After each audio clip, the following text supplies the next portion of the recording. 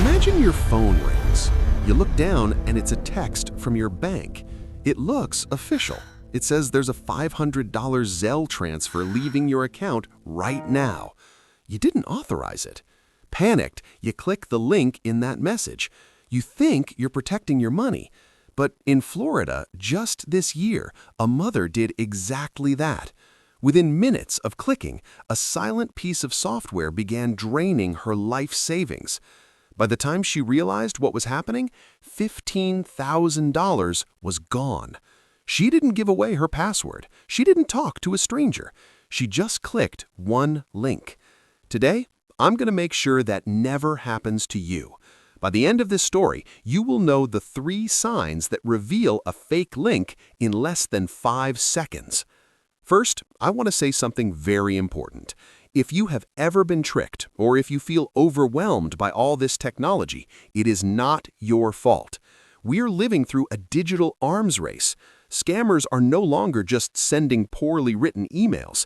They're using artificial intelligence to impersonate banks, government agencies, and even your own family. The FBI's Internet Crime Complaint Center, or IC3, recently released their report. It shows that Americans over the age of 60 lost nearly $5 billion to these exact scams in a single year. That is a 43% increase. These criminals are professionals. They spend 8 hours a day practicing how to scare you into making a mistake. But today, we're going to build your digital fortress. Let's look at how these traps are set by walking through 3 common scenarios hitting American seniors right now. The first is the package scam. You've probably seen this one. A text arrives saying that the post office cannot deliver your package due to an incorrect address and asks you to click a link to update it. Why does this work? Curiosity. We're all waiting for something in the mail. But you have to look closely at that link. The official website for the post office is simply USPS.com. Scammers add extra words like help, track, or update. If there's a hyphen or extra words between USPS and the .com, it is a trap. The second scenario is the bank alert, also known as the pay yourself scam. This is the most dangerous one. You get a text saying fraud detected from a major bank like Chase or Wells Fargo.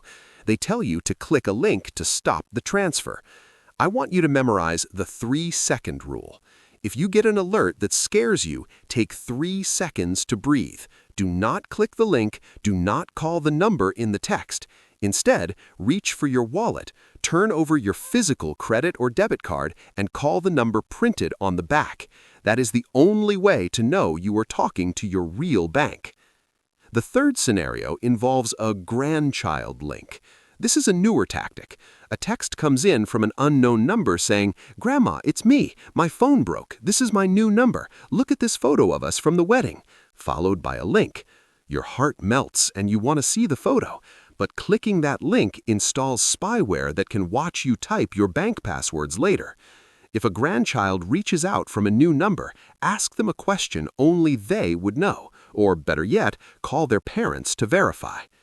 Now, let's test your skills with a few examples to see if you can spot the wolves in sheep's clothing. Think about a text from Netflix saying your payment was declined and asking you to update your billing at netflix-billing-support.com. That is fake. Netflix would never use those extra words in their web address. What about a text from a 5-digit number that says your Amazon delivery is arriving and provides a short link starting with amzn.to? This one is likely real. Amazon often uses those short links. However, the safest habit is still to ignore the text and go directly to the Amazon app on your phone. Finally, imagine a text from the IRS saying you have an unclaimed refund and must click to provide your routing number. This is a total fake. The IRS will never, ever text or email you about a refund. They only use the U.S. mail. We've covered a lot today. If you remember nothing else, remember this. Clicking a suspicious link is exactly like opening your front door to a masked robber.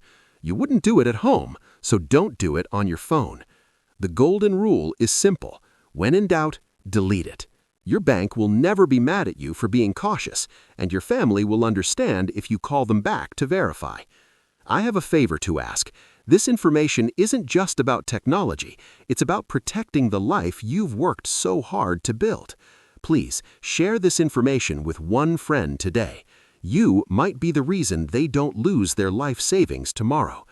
I'm the Digital Trustee. Stay safe, stay vigilant, and I'll see you next time.